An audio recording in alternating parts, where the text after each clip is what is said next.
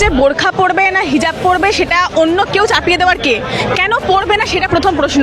এই মুসলমান মহিলারা যদি বোরখা পরে না বেরোতে পারে, তাহলে হিন্দু মহিলারা তাহলে এত অব্দি ঘুমটা তুলে বেরোতে পারবে, তাই সেটা রিচুয়াল।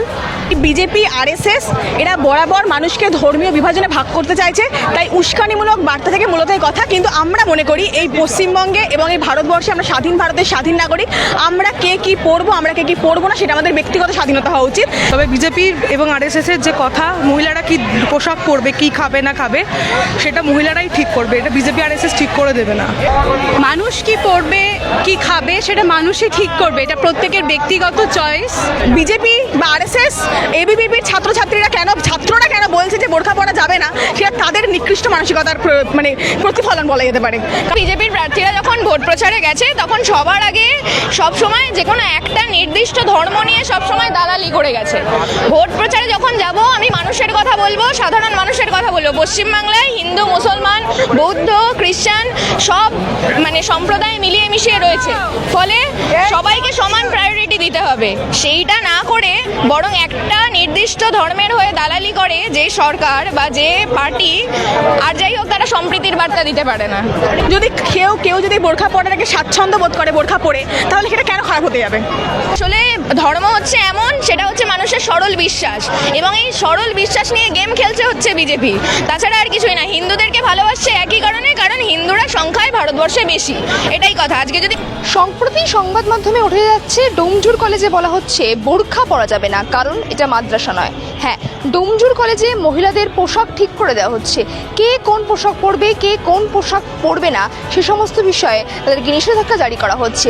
আর এই বিষয়ে কে কেন্দ্র করে কিন্তু বারংবার প্রশ্ন উঠছে, তাহলে স্বাধীনতা কোথায় গেল? আমরা জানি বিগত 15 বছরের যে তৃণমূল শাসনের পতন হয়েছে এবং বঙ্গে এসছে বিজেপি সরকার।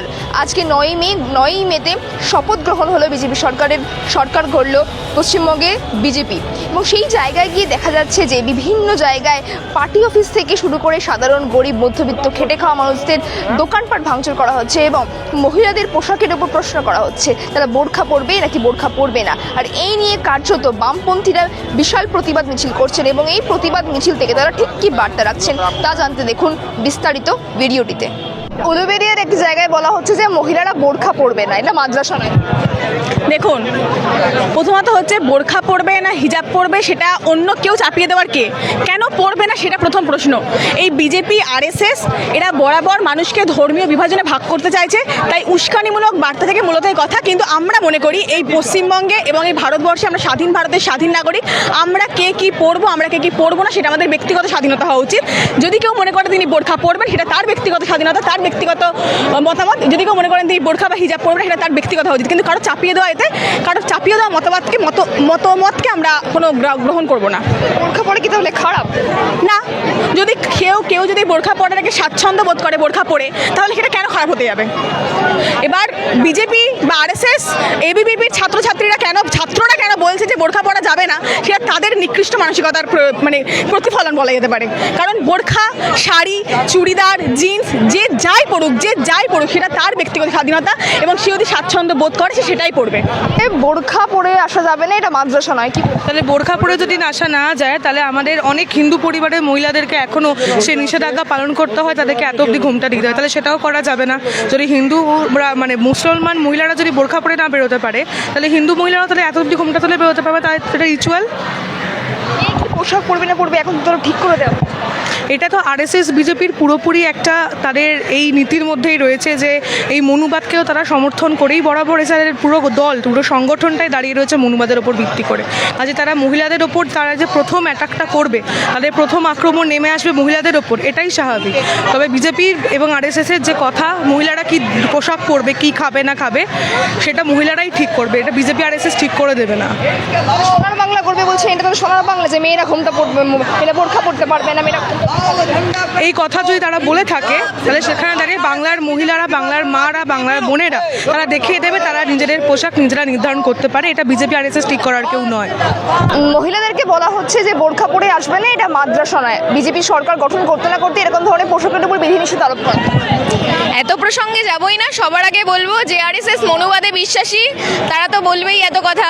তাদের ব্যাপারে তাদের মুখে মহিলাদের নিয়ে কোনো কথা মানায় না। যারা মনে করে মহিলারা সন্তান জন্ম দেওয়ার যন্ত্র, তাদের মুখে মহিলাদের নিয়ে কোনো কমেন্টই মানায় না। মহিলারা বোরখা পরবে না বিকিনি পরবে সেটা মহিলাদের পার্সোনাল চয়েস। আরেকটি বিষয় বলবো, বিজেপির এক শ্রেণী কিন্তু আবার অন্য কথা বলছে। সতল ঘোষ বলছেন যে সম্প্রীতির বার্তা দিচ্ছেন, কোনো পার্টি অফিস ভাঙা হবে না, এবং হিন্দু মুসলিম ভাই ভাই শ্রমিক ভট্টাচার্য বলছেন তাহলেই বিজেপির কিছু মানুষ কি ধরনের করছেন। পার্টি অফিস ভাঙা হবে না। পার্টি অফিস তো যখনই যেই মুহূর্তে ক্ষমতায় আসে দূরের কথা, ভোটের রেজাল্ট যখন দুপুর থেকে ঊর্ধ্বমুখী ওদের, তখন থেকেই তো পার্টি অফিস ভাঙা শুরু করে দিয়েছে। পার্টি অফিস ভাঙা হবে না এটা আবার মানে ইচ্ছা করে আই ওয়াশের মতো কথাবার্তা। পার্টি অফিস তো ভাঙা শুরু করে দিয়েছে। আর সম্প্রীতির কথা যদি বলি, ভট্টাচার্য বারংবার করে বলে আমি বলবো সব অঞ্চলে বিজেপির প্রার্থীরা যখন ভোট প্রচারে গেছে তখন সবার আগে সব সময় যে কোনো একটা নির্দিষ্ট ধর্ম নিয়ে সব সময় দালালি করে গেছে। ভোট প্রচারে যখন যাব আমি মানুষের কথা বলবো, সাধারণ মানুষের কথা বলবো। পশ্চিমবাংলায় হিন্দু, মুসলমান, বৌদ্ধ, খ্রিস্টান সব মানে সম্প্রদায় মিলিয়ে মিশিয়ে রয়েছে, ফলে সবাইকে সমান প্রায়োরিটি দিতে হবে। সেইটা না করে বরং একটা নির্দিষ্ট ধর্মের হয়ে দালালি করে যে সরকার বা যে পার্টি, আর যাই হোক, তারা সম্প্রীতির বার্তা দিতে পারে না। অনেকে বলছেন যে যারা বিজেপির বিরোধিতা করে তারা হিন্দু সরকারকে বা হিন্দুদেরকে ভালোবাসে। হিন্দুদেরকে কতটা ভালোবাসে সে নিয়েই তো সবচেয়ে বড় প্রশ্ন চিহ্ন। আসলে ধর্ম হচ্ছে এমন, সেটা হচ্ছে মানুষের সরল বিশ্বাস, এবং এই সরল বিশ্বাস নিয়ে গেম খেলছে হচ্ছে বিজেপি। তাছাড়া আর কিছুই না। হিন্দুদেরকে ভালোবাসছে একই কারণে, কারণ হিন্দুরা সংখ্যায় ভারতবর্ষে বেশি, এটাই কথা। আজকে যদি মুসলিমরা সংখ্যায় ভারতবর্ষে বেশি হতো তাহলে মুসলিমদের নিয়েই রাজনীতিটা করতো, খ্রিস্টানরা যদি বেশি হতো তাহলে খ্রিস্টানদের দিয়েই রাজনীতিটা করতো। জায়গায় বলা হচ্ছে মহিলারা বোরখা পরতে পারবে না, এটা মাদ্রাসা নয়। মানুষ কি পড়বে কি খাবে সেটা মানুষই ঠিক করবে, এটা প্রত্যেকের ব্যক্তিগত চয়েস এবং সেটা তারা করবে। যেটা যেখানে যাকে করতে দেওয়া হবে না তাদের প্রত্যেকের পাশে আমরা আছি, এই এতগুলো মানুষ আছে। যেভাবে মহিলাদের ওপর বারংবার করে মন্তব্য করা হচ্ছে তারা এই পোশাক পরবে না, তারা এটা পরবে না, এবার তো সেই সরকার করবে। সরকার শেষ কথা বলে না, মানুষই শেষ কথা বলে এবং মানুষ শেষ কথা বলবে, এটাই আমি বিশ্বাস করি। তাই আমি আজকে এতগুলো মানুষের সঙ্গে রাস্তায় নেমেছি এবং ভবিষ্যতেও নামবো। উলুবেড়িয়াতে বলা হচ্ছে এটা মাদ্রাসা নয়, তুমি বোরখা পরে আসবে না, বোরখা পরতে বারণ করা হচ্ছে, পোশাকের ওপর বিধিনিষেধ চাপানো হচ্ছে। এখনো পর্যন্ত তারা সরকারই এলো না, এবং আগামীকালকেই তারা ঘোষণা করবেন যে কে হবে মুখ্যমন্ত্রী এবং সরকার গঠন করা হবে। কি বলবেন বাম কর্মী সমর্থক হয়ে পোশাকের উপর ভাবে বিধিনিষেধ আরোপ করা? এই বিধিনিষেধ যা গতকাল থেকে গত পরশু থেকে শুরু হয়েছে, এই বিধিনিষেধ আগামী দিনে চলবে। বাংলার মানুষ যে পরিবর্তন চেয়ে যে বিপদ করলো বিজেপিকে সরকারে এনে আরএসএসের হাতে, পরিবর্তন চেয়ে বলছেন, পরিবর্তন চেয়েছিল জনগণ, চেয়েছিল তো, এই পরিবর্তন চাইনি। যে পরিবর্তন মিডিয়ার ন্যারেটিভে বোঝানো হয়েছিল সোনার বাংলা না সোনার বাংলা, ওই সোনার বাংলা করতে গিয়ে এই ধরনের অশিক্ষিত কথাবার্তা, লোকের ইন্ডিপেন্ডেন্ট মতাদর্শের উপর তাদের মতাদর্শ চাপিয়ে দেওয়ার বাংলা এরা তৈরি করবে তো, এই পরিবর্তন হবে তো। আমরা দিনের পর দিন রাস্তায় বলে গেছি যে অল্টারনেটিভ একমাত্র লেফট অল্টারনেটিভ, যেখানে দাঁড়িয়ে পরিবর্তনের নামে রাজ্যটা আরও রিগ্রেশনের দিকে যাবে না, আরও রিগ্রেসিভ থট আমাদের উপর ইম্পোজড হবে না। কিন্তু আমরা এখন দাঁড়িয়ে দেখছি যে পরিস্থিতি হলো, তাতে করে আরএসএসের হাতে বাংলা, এবং সেখান থেকে যা হবার কথা মুসলমানদের উপর অত্যাচার, নারীদের উপর অত্যাচার শুরু হয়ে গেছে। কিন্তু আগামী দিনে এই লড়াই আজ থেকে যে শুরু হলো রাজপথের লড়াই, সেই লড়াই আগামী দিনে চলবে, আমরা রাস্তায় থাকবো। দক্ষিণ এশিয়ার প্রত্যেকটা ফ্যাসিবাদী সরকার যেখানে যেখানে তৈরি হয়েছে সেখানেই দেখা গেছে যে অন্য ধর্ম ভিন্ন মতাবলম্বী মানুষের ওপর একটা আঘাত নেমে এসছে, এবং মহিলাদের ওপর অবশ্যই নেমে এসছে। তাদের স্বাধীনতা হরণ করা হয়েছে বা তাদের স্বাধীনতাকে খর্ব করা হয়েছে। তাই আমাদেরকে লড়াইটা এখন আরও অনেক বেশি কঠিন হয়ে দাঁড়িয়েছে।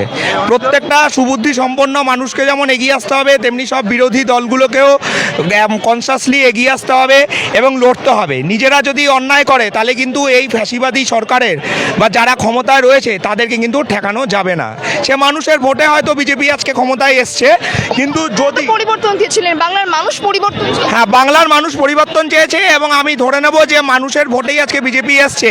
কিন্তু বিজেপি যদি এরকম ফ্যাসিবাদী পথে চলে, এরকমভাবে চলে, নিজেকে রেকটিফাই না করে, তাহলে সে কিন্তু ওই খুব বেশি হলে ওই 5 বছর তার আয়ু, 5 বছর বাদে কিন্তু তাকে একেবারে আবার বদলে ফেলা হবে। আমরা কিন্তু এরপরে এই কেরালা মডেল নেব, 5 থেকে 10 বছরের বেশি কোনো পার্টিকে আমরা ক্ষমতায় রাখবো না।